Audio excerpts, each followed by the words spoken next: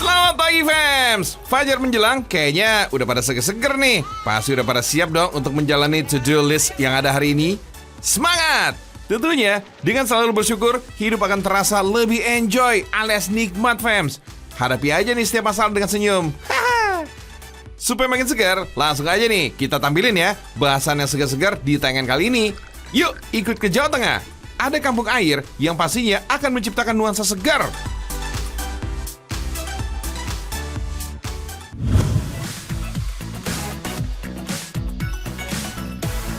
Fans, kalau main-main ke Jawa Tengah, pasti nggak asing deh dengan tempat wisata air terkenal yang berada di daerah Kabupaten Klaten, yaitu berbagai macam umbul, dari umbul ponggok yang tenar banget, umbul manten, umbul pelem, dan umbul sigedang.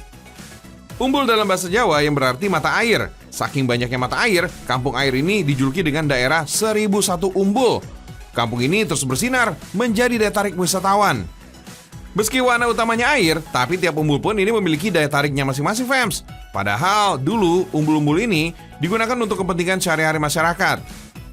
Kalau dikelola dengan baik, bilangan umbul yang disebut tadi ternyata bisa membawa berkah, sekaligus membuat masyarakat di sekitarnya sejahtera. Beneran deh fams!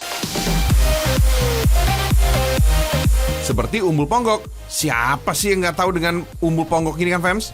Itu loh, destinasi wisata di Klaten, Jawa Tengah yang terkenal dengan foto underwater. Wah! Ya, keunikan dari foto underwater yang seperti mengendarai motor ataupun bermain ayunan di dalam air. Properti-properti memang sengaja digunakan sebagai daya tariknya. Ada juga nih, sea walker, yang membuat kita bisa melihat kehidupan dalam air yang banyak akan ikan-ikan lucu di umbul ponggok ini, fams. Dengan bernafas tenang di dalam air. Mantul kan, fams? Kebayang gak tuh fams? Perputaran uang dari sewaan berbagai properti berfoto. Belum lagi dari jualan makanan dan juga wahana lain di dalamnya. Lalu, umbul sigedang atau umbul kapilaler yang dikenal juga dengan mata air mineral 1000 galon. Karena lokasinya yang berdampingan dengan sumber mata air dalam kemasan yang terkenal di Indonesia. Umbul ini sebenarnya merupakan dua umbul yang terpisah fams, namun berdekatan. Yang membedakan dari kedua umbul ini adalah kedalaman airnya fams. Umbul sigedang ini dia cenderung memiliki kedalaman yang lebih rendah fams. Makanya lebih banyak anak-anak yang bermain di area umbul sigedang. Sedangkan umbul kapilaler memiliki kedalaman yang lebih dalam. Ya kurang lebih 1,5 meter aja kok fams. Makanya lebih banyak orang dewasa berenang di mata air umbul kapilaler. Tapi kalau anak-anak mau berenang di umbul kapilaler juga boleh kok fams. Bisa menggunakan bahan yang disewakan di lokasi ini. Tapi ingat ya, harus tetap didampingi oleh orang dewasa. Walau bagaimanapun, keselamatan adalah hal yang utama. Keunikan dari umbul di sini adalah kamu bisa bersantai ria di hammock yang menggantung di bawah pohon tua umbul ini. Jangan lupa juga ya untuk berfoto ria fams. Kapan lagi kan hammock dengan latar belakang foto yang menawan serta mata air yang jernih?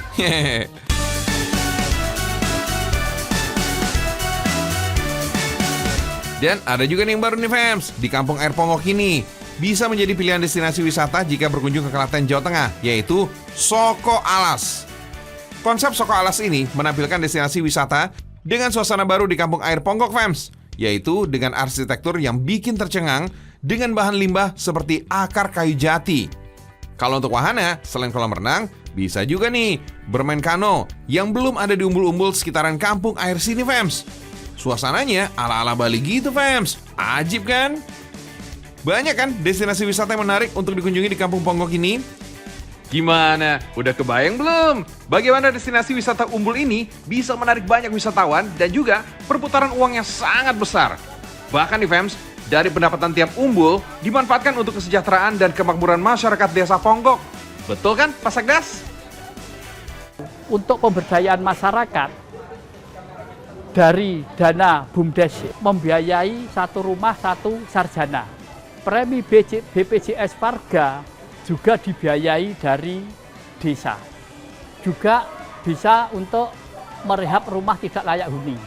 Bagi masyarakat yang lansia, yatim piatu, jompo, yang kami anggap prasejahtera, ini juga kami berikan sekedar uang lauk pauk yang besarannya 300.000 per bulan. Itu salah satu yang langsung menyasar di masyarakat. Wih, keren banget ya Fems. Dari desa untuk desa juga. Gak heran deh kalau bisa dibilang kemajuan dari kampung air ini juga cepat. Mungkin ini dikarenakan kesadaran masyarakatnya akan sekitar yang keren banget. Salut deh Fems. Semoga ini bisa menginspirasi desa dan tempat-tempat lain agar bisa mengelola potensi di daerahnya agar lebih maju dan sejahtera.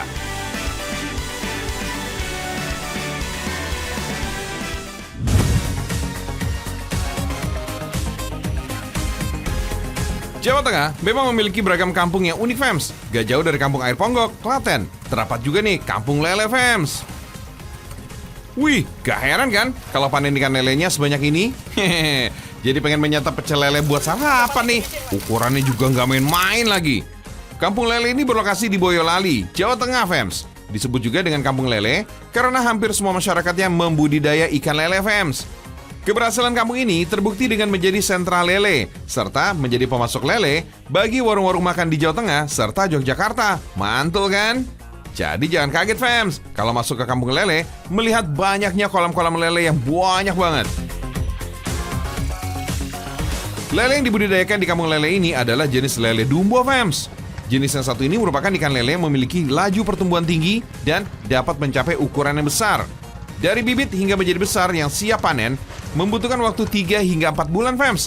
Tapi kamu jangan khawatir akan kehabisan stok lelenya Fems. Karena banyaknya kolam lele di kampung lele ini membuat jadwal panen yang berbeda-beda. Jadi, semua melakukan budidaya tak secara serentak. Masih ada yang kolam bibit, anakan, dan siap panen. Gak heran ya kalau di kampung lele ini dikenal dengan tiap hari bisa panen. Kan kolamnya banyak banget. Dalam sehari bisa panen hingga 10 ton loh Fems. Tapi balik lagi dengan permintaan pasar. Kalau pesanan lebih banyak dari itu, pembudidaya ikan lele di sini masih sanggup memenuhinya kok. Di kolam sortir ini tujuannya untuk memilah lele-lele yang dapat dijual atau sesuai permintaan pembeli Fems. Caranya mudah. Kalau para petani lele sih sudah bisa melihat langsung dari ukuran lelenya. Bagi kita yang awam Fems, bisa dilihat dari keranjang yang berlubang ini nih. Kalau lelenya dapat keluar, berarti belum masuk kriteria atau masih ukuran kecil. Permintaan ada bisa bermacam-macam sih Fems. Kalau ukuran besar-besar, per kilonya bisa mendapatkan 11 ekor lele biasanya. Tapi ada juga nih warungan pecel lele yang meminta ukurannya kecil-kecil aja. Jadi bisa dapat lebih banyak. Ya bedanya sih dari ukuran aja Fems. Tapi kalau kelezatan daging lele ini pasti sama aja deh. Karena semua lele yang ada di kampung lele ini diberikan pakan pelet Fems. Pelet mempunyai kandungan protein yang tinggi sehingga dapat membantu pertumbuhan lele secara cepat. Emang sih banyak opsi sih untuk pakan lele, tapi dengan menggunakan pelet sebagai pakan dianggap yang paling efektif untuk meningkatkan pertumbuhan. Ya itu betul, jadi lele sama ikan salmon kan sama-sama sumber protein hewani. Jadi menurut penelitian, konsumsi satu jenis protein hewani itu dapat menurunkan resiko terjadinya stunting sebesar 3,7% karena fungsinya untuk pertumbuhan dan perkembangan bagi anak. Jadi jangan ragu untuk makan ikan ya Fems. Selain lezat juga mempunyai banyak manfaat. Awas loh kalau nggak mau makan ikan. Nanti kamu ditenggelamkan sama Ibu Susi loh. Hehehe, canda Bu.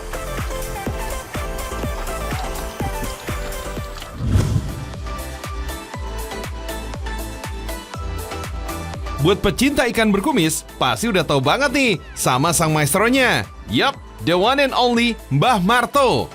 Di tengah usia senjanya, Mbah Marto ini tetap melakukan rutinitas yang beliau lakoni sejak puluhan tahun lalu. Gak bisa banget nih kalau duduk manis dan tinggal menikmati hasil kerja kerasnya selama ini. Legend banget deh pokoknya. Yup, selain gudeg, mangut lele emang jadi salah satu masakan primadona yang banyak dicari para wisatawan Jogja.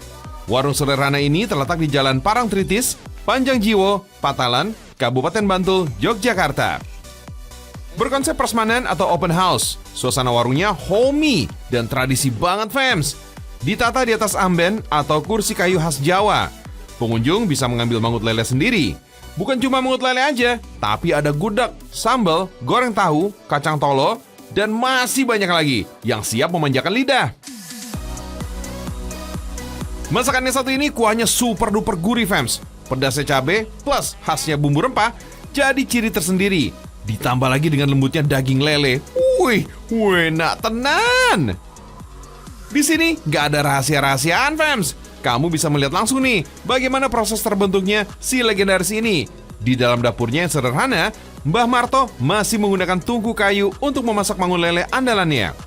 Oh iya, awal berjualan mangut lele, Mbah Marto ini menjajakan dagangannya dengan cara berkeliling dari desa ke desa lainnya loh. Gak langsung di bangunan tembok macam gini.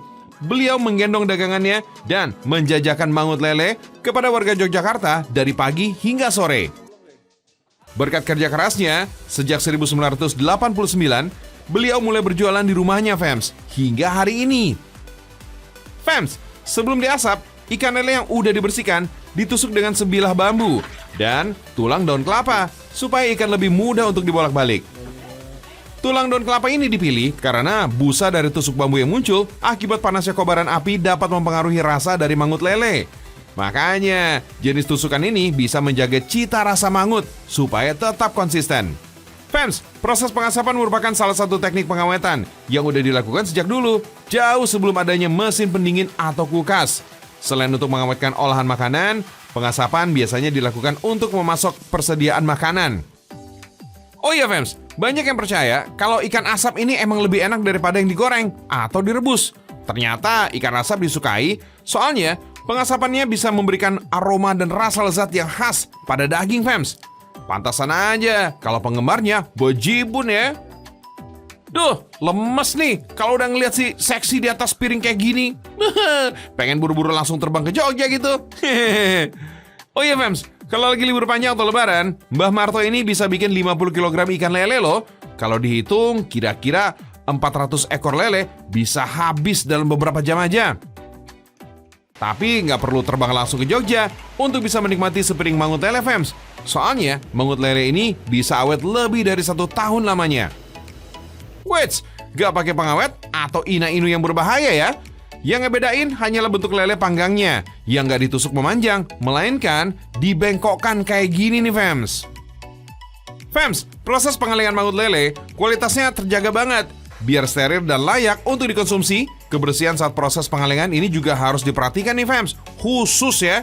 Nah, karena ukuran kalengnya yang pendek inilah yang jadi alasan kenapa lele harus dibengkokkan, fans. Dalam satu kaleng berisi 2 ikan lele, jadi lebih hemat dan dijamin bikin super kenyang. Supaya bisa awet hingga 1 tahun lamanya, mangut lele ini harus disterilisasi menggunakan teknologi hampa udara. Dengan suhu yang lebih dari 121 derajat Celcius, otomatis semua bakteri bisa mati, fams. Dan gak ada celah untuk berkembang biaknya. Saat mangut lele lagi panas-panasnya, kaleng harus ditutup secepat mungkin ya. Kalau ada jeda waktu, jumlah mikrobanya bisa tumbuh 2 kali lipat jika dibandingkan dengan sebelum dilakukan sterilisasi loh. Masuk lagi ke dalam mesin pendingin selama 45 menit. Belum selesai. Untuk memastikan mangut lelenya layak jual, harus dikarantina selama 14 hari dulu ya. Kalau nggak ada bau busuk, kaleng penyok, kebocoran kaleng, dan beberapa kriteria lagi, bisa langsung dikasih label deh. Stok mangut lele Mbah Marto dalam kemasan kaleng, carinya susah banget, fams. Jadi kalau kebetulan ngeliat di warung Mbah Marto, langsung sikat aja ya. Maklum, untuk kebutuhan warungnya sendiri, Mbah Marto ini bantu sama anak dan beberapa pekerjaannya udah kewalahan. Jadi mangut lele kaleng ini jadi barang yang langka banget. Buruan deh fams, stok yang banyak nih kuliner legendaris dalam kaleng ini. Bayangin kalau pas lagi sahur. Biasanya butuh yang praktis-praktis kayak gini, gak perlu repot. Nanti tinggal dituang isinya dan hangatkan di dalam panci aja deh. Lalu tinggal disantap fams.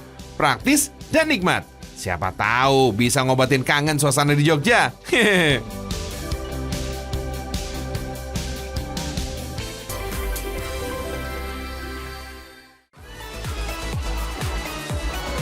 Gak kerasa ya fams, bulan Ramadan menjelang tiba. Seperti kita tahu, ini adalah salah satu hajat terbesar umat Islam di seluruh dunia. Bulan suci Ramadan tentu aja juga disambut dengan meriah di tanah air kita. Biasanya sih, ada banyak sekali tradisi unik dalam masyarakat untuk menyambut bulan besar ini. Sebagai negara yang kaya akan ragam budaya, setiap daerah di Indonesia punya kekhasan yang masing-masing. Di tempat kamu nih fams, mungkin juga ada kan perayaan kayak gini? Yuk, kita intip yuk. Ada apa aja sih yang unik?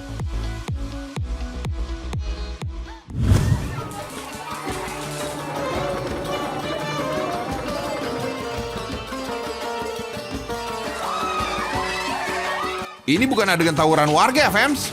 Namanya adalah Gabyur Bustaman. Ini adalah tradisi perang air yang ada di Kampung Bustaman, Semarang, Jawa Tengah.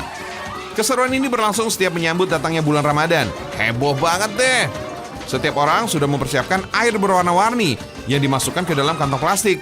Kemudian mulai deh saling lempar hingga tubuh basah kuyup. Konon nih fams, ini adalah tradisi peninggalan pendiri Kampung Bustaman, yakni Kiai Bustaman. Tujuannya adalah untuk membersihkan diri dari kesalahan dan dendam. Unik juga ya. Kalau di pesisir kota Surabaya, Jawa Timur, lain lagi nih fams. Warga beramai-ramai menyusur tepian laut menggunakan perahu sambil bersolawat. Solawatan ini sekaligus untuk menyerukan kepada umat muslim di kota Surabaya agar bersiap diri menjalani bulan Ramadan yang akan tiba sesaat lagi. Mereka pun berkeliling ke jembatan Surabaya hingga sore hari. Di Sumatera Barat, masyarakat suku Minang menyambut bulan suci Ramadan dengan membuat lemang bersama keluarga ataupun kerabat. Tradisi ini disebut melamang atau membuat lemang. Bahan dasarnya berupa beras ketan yang dimasukkan ke dalam tabung bambu yang diberi alas daun pisang. Kemudian air santan diisikan pula ke dalamnya. Lalu, bila bambu beserta isinya ini dipanggang di atas bara api hingga matang. Di Pelabuhan Ratu, Sukabumi, Jawa Barat, ribuan warga antusias menjelang datangnya bulan Ramadan. Acara ini disebut ngubek laut. Ini adalah simbol kebersamaan yang harus dilestarikan. Dalam rangkaian acara yang digelar, benar-benar penuh dengan keseruan. Ada parade arak-arakan, menangkap ikan, lomba panjat pinang, hingga pameran makanan. Tradisi munggahan di Pangandaran, Jawa Barat juga digelar sebagai bentuk rasa gembira dan syukur datangnya bulan suci Ramadan. Biasanya sih tradisi munggahan dilaksanakan 1 atau 2 hari menjelang Ramadan. Dalam bahasa Sunda, munggahan berasal dari kata unggah yang bermakna beranjak dari bawah ke tempat yang lebih tinggi. Fams, munggahan di Jawa Barat ini identik dengan botram atau makan bersama ala Sunda. Kalau di Pangandaran dilakukan 1 minggu menjelang puasa atau di akhir bulan Sya'ban dalam kalender Islam. Bagi warga Pangandaran, munggahan ini adalah acara yang sangat penting. Makanya Fams, warga yang bekerja dan tinggal di luar kota wajib meluangkan waktu untuk pulang ke kampung halaman untuk hadir dalam kegiatan munggahan. Acara munggahan biasanya dilakukan secara kelompok, bisa satu keluarga besar, dusun, bahkan desa. Mereka berkumpul bersama untuk silaturahmi dan saling meminta maaf agar bisa menjalankan ibadah puasa dalam keadaan bersih. Kita lihat ya Fems, munggahan di Dusun Cikadu, Kecamatan Cijulang, Kabupaten Pangandaran. Tuh, mereka kompak banget mempersiapkan acara munggahan. Kaum ibu sibuk mengolah masakan untuk disantap beramai-ramai. Soal menu, sederhana aja kok Fems. Bisa berupa tumis genjer, tumis kangkung, dan nasi liwet. Wah, sedap! Tapi tumis genjer ala Pangandaran ini sedikit beda Fems. Soalnya menggunakan tambahan kecombrang sebagai penambah rasa. Bikinnya juga gampang. Potong-potong genjer yang telah dibersihkan, beri garam dan remas-remas genjer sampai teksturnya layu, baru deh ditumis. Tumis bumbu halus sampai mengeluarkan aroma harum. Masukkan genjer dan kecombrangnya Fems. Tambahkan air dan biarkan genjer sampai teksturnya empuk.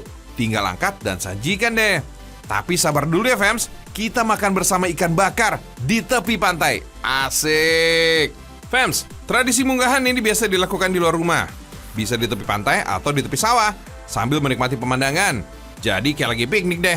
Untuk transportasinya, warga akan patungan untuk menyewa mobil bak terbuka. Seru ya, semuanya serba gotong royong. Kalau udah sampai di lokasi, warga menyiapkan tempat dan lauk pauk makanannya. Tapi kita bakar ikannya dulu ya. Yuk, kita buat perapiannya. Lalu, masukkan ikan ke batang kelapa yang sudah dibelah. Bakar deh. Fems, jenis ikan yang dibakar ini bisa jenis apapun. Ada ikan bawal, ikan cemot, sampai ikan tongkol. Jadi bikin lapar deh Fems.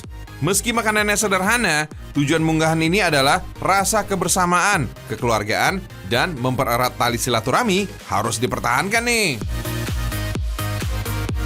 Kalau ngeliat berbagai bentuk tradisi seru tadi, jadi ikutan senang juga ya. Kayaknya hawa-hawa kebahagiaannya nyampe dan nyata. Iya nggak sih Fems? Berbagai ragam tradisi ini membuktikan betapa kaya budaya Indonesia. Selamat menyambut bulan suci Ramadan.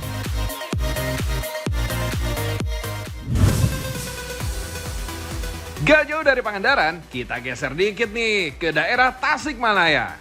Ada yang cocok banget nih buat tambahan referensi makanan untuk berbuka puasa yang endul. Nih, yuk kita sambangin. Warung martabak yang udah ada sejak tahun 2009 ini lagi jadi buruan masyarakat setempat loh. Warung ini jadi idola karena menyajikan martabak yang unik. Cari aja nih di daerah Panglayungan, Cipedes. Berbentuk lingkaran dengan diameter 8 cm, martabak ini disajikan dengan kuah yang terbuat dari asam jawa. Cita rasanya asam manis dan pedas. Porsinya juga pas nih fams untuk ngemil. Mau disantap dengan nasi, harganya juga bersahabat fams. Perut jadi lebih kenyang. Hehe. Bahan-bahan pembuatannya, yang pasti ada telur, daging, dan daun bawang. Tambahkan juga bumbu dapur dan kocok sampai rata ya. Yang bikin unik nih fams, di warung ini nggak menggunakan kulit martabak. Jadi adonan tadi langsung digoreng fams. Meski nggak pakai kulit martabak, hasil jadinya tetap padat kok. Karena isiannya yang cukup banyak. Dalam sehari kedai ini bisa menghabiskan kurang lebih 350 butir telur untuk memenuhi pesanan pelanggan fams. Jumlahnya juga bisa bertambah nih pada hari Sabtu serta Minggu. Maklum, banyak anak muda yang nongkrong hingga larut malam tuh fams. Untuk bahan kuahnya ada potongan cabai, tomat, dan bawang bombay. Campurkan kuah dengan asam jawa plus asam manis pedas yang sudah dimasak. Kalau nggak sempat kesini, kamu juga bisa nih mencontoh cara buatnya nih fams. Gampang dan simpel banget deh. Siapa tahu bisa cocok nih jadi menu berbuka di rumah. Walau nggak seperti martabak telur biasanya, sajian ini nggak kalah saing nih dengan martabak kekinian. Biar nggak penasaran, kita coba tanya yuk, kenapa martabak ini jadi pilihan mereka ya? Kepo deh. Martabak tiram ini yang saya tahu di kota Tasikmalaya ini hanya satu ini. Tidak ada yang lain gitu kan. Dan rasanya juga gurih, campuran telur sama bahan-bahan lainnya sepertinya pas gitu, pas di lidah. Jadi mantap. Dan paduan bumbu siramnya kayak bumbu-bumbu petis gitu kan. Ya. Pantesan aja martabak ini disukai. Ayo fams, dilarisi sajiannya ya.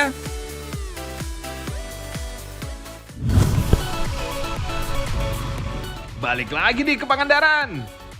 Buat liburan atau sekedar nyari tempat yang asik untuk ngabuburit, pas banget nih datang ke sini. Kita rileks dulu lah, biar nggak penat pikirannya, ya kan?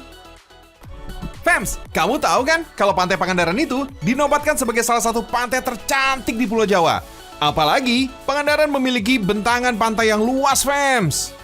Selain pantainya yang cantik, kamu juga bisa melakukan berbagai macam aktivitas yang seru di sekitaran Pantai Pangandaran ini, Fams. Mau tahu apa aja?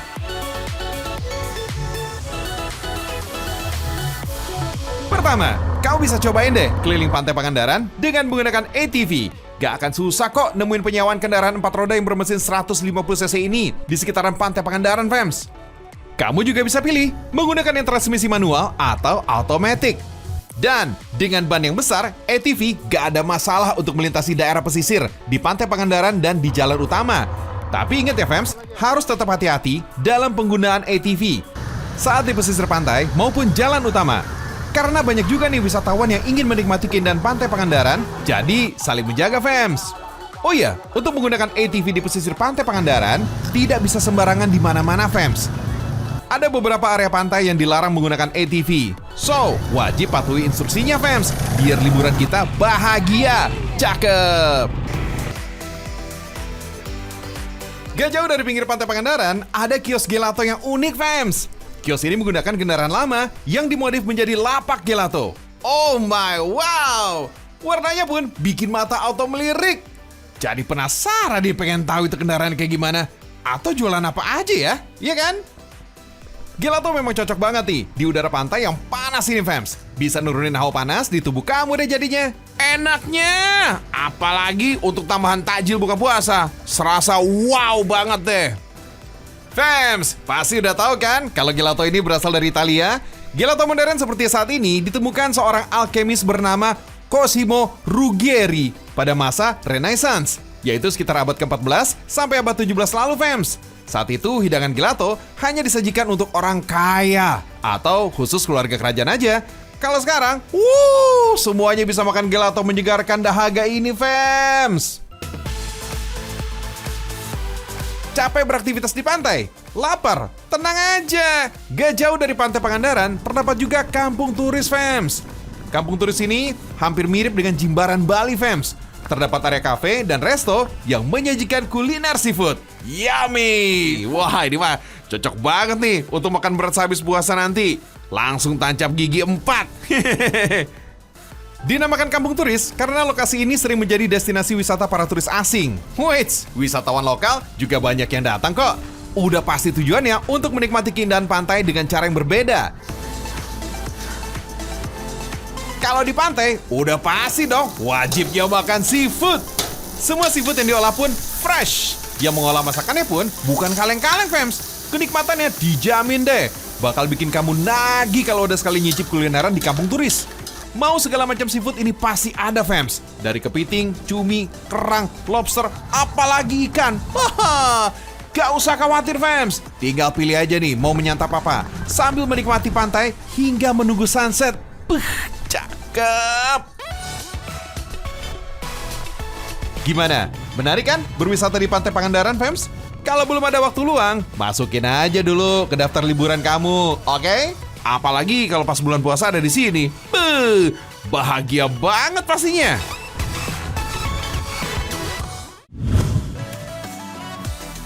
Gak disangkal, fams, kandungan vitamin D dan kalsium yang terdapat dalam makanan laut sangat bagus untuk ketahanan tubuh loh, fams.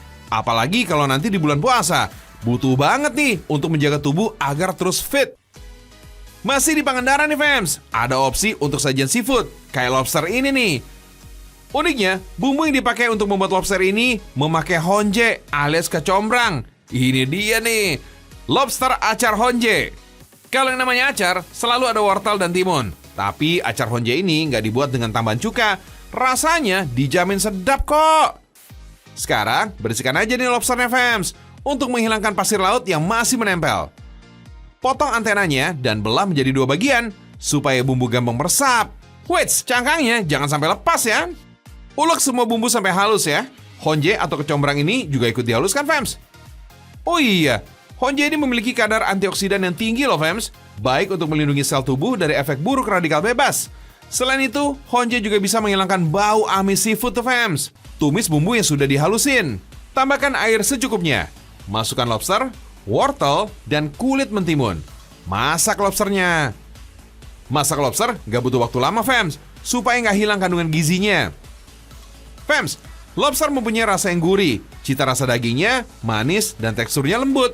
Oh iya, fams, kandungan vitamin E dan vitamin A yang terdapat pada lobster bisa membantu menjaga peremajaan kulit agar kulit tetap halus dan lembut. Kalau punya tekanan darah tinggi, sebaiknya menghindari mengkonsumsi lobster yang dicampur dengan mentega atau garam yang berlebih ya. Soalnya lobster ini dia memiliki kandungan natrium yang tinggi tuh, fams.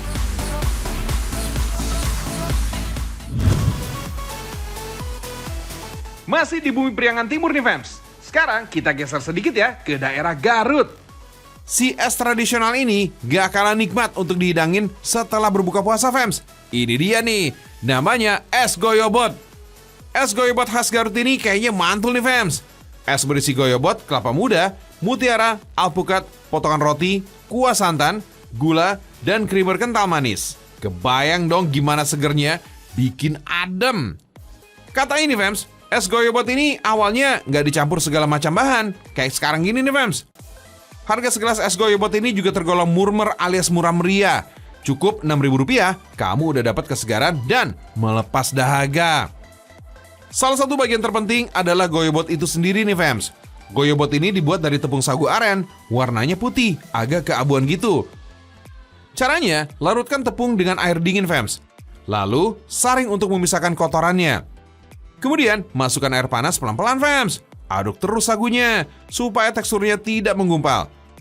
Lama-kelamaan, larutan tepung sagu ini berubah kental. Tinggal dicetak aja nih, fams. Setelah didiamkan di dalam loyang, fams, adonan goyobot ini menjadi padat tuh. Mirip agar-agar atau adonan hungkwe gitu. Tinggal cacah atau potong goyobot menjadi kecil-kecil. Dalam bahasa Sunda, fams, goyobot ini berarti basah. Makna basah di sini maksudnya selama proses pembuatan goyobot banyak menggunakan air tuh, fams. Sayangnya, belum diketahui persis nih kapan es goyobot ini muncul, fams. Yang jelas, Pak Ujang ini menjadi generasi kedua nih dalam usaha goyobot di keluarganya. Orang tuanya menjadi pelopor es goyobot di Garut. Fams, ciri khas es goyobot milik Pak Ujang ini terletak dari pembuatan santannya, fams. Jadi kelapa parut diperas dengan air pandan yang sudah dimasak sebelumnya. Setelah keluar sari pati kelapa, tinggal saring deh. Proses pembuatan santan ini hanya untuk menghasilkan aroma pandan yang khas. Selain itu, cara ini juga bisa membuat santan menjadi tahan lama dan gak cepat basi. Kalau tertarik, boleh loh mencicipi es goyobot Garut ini. Kalau mau, kamu bisa ketemu penjualnya di sekitar alun-alun kota Garut. Meski beda penjual, mereka ternyata rata-rata masih saudara tuh. Hehehe.